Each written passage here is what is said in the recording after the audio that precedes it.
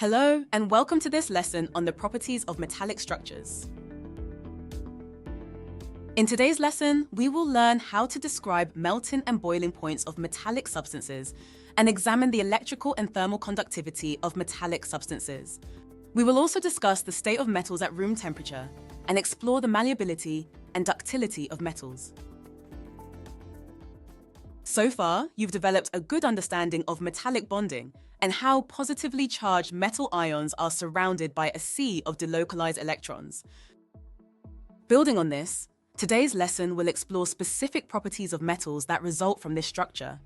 By examining these properties, we will better understand why metals behave the way they do and how their characteristics relate to their practical uses in everyday life.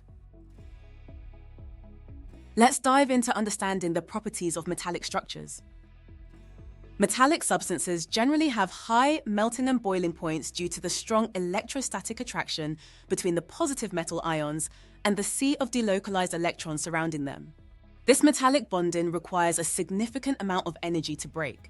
For example, iron has a melting point of over 1,500 degrees Celsius and a boiling point of over 2,800 degrees Celsius, which demonstrates the strong forces holding the metal atoms together. Most metals are solid at room temperature due to the strong metallic bonds holding the metal ions together in a closely packed lattice structure. However, there is an exception: mercury, which is liquid at room temperature. This unique property of mercury is due to its weaker metallic bonds, which do not hold the metal ions as tightly together as in other metals. Metals are excellent conductors of electricity because of the delocalized electrons that are free to move throughout the structure. When a potential difference is applied across a piece of metal, these free electrons flow, creating an electric current. This ability to conduct electricity efficiently is a fundamental property of metals, and is why metals like copper and aluminium are widely used in electrical wiring and electronic components. Similarly, metals are also good conductors of heat. The free-moving delocalized electrons can transfer kinetic energy rapidly throughout the metal structure. When one part of a metal is heated, the kinetic energy of the electrons increases, and they transfer this energy to cooler parts of the metal, allowing heat to spread quickly. Metals are malleable, meaning they can be hammered or rolled into thin sheets without breaking.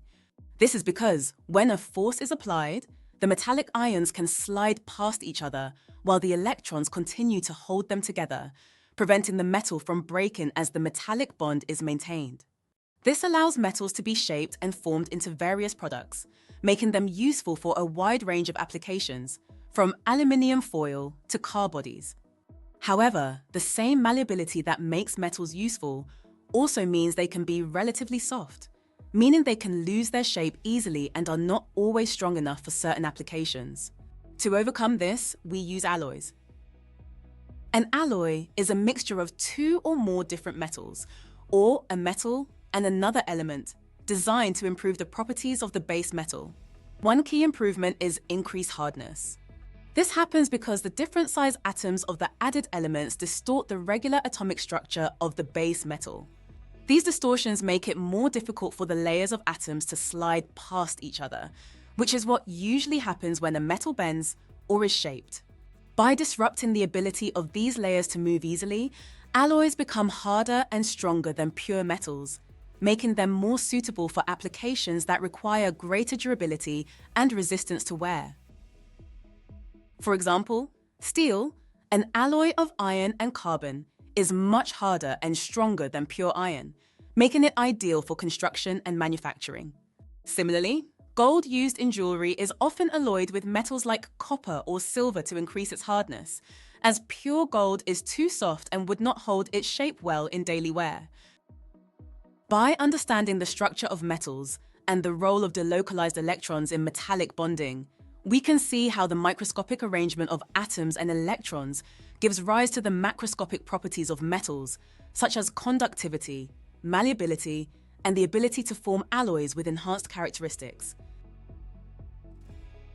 In today's lesson, we discussed the properties of metallic structures.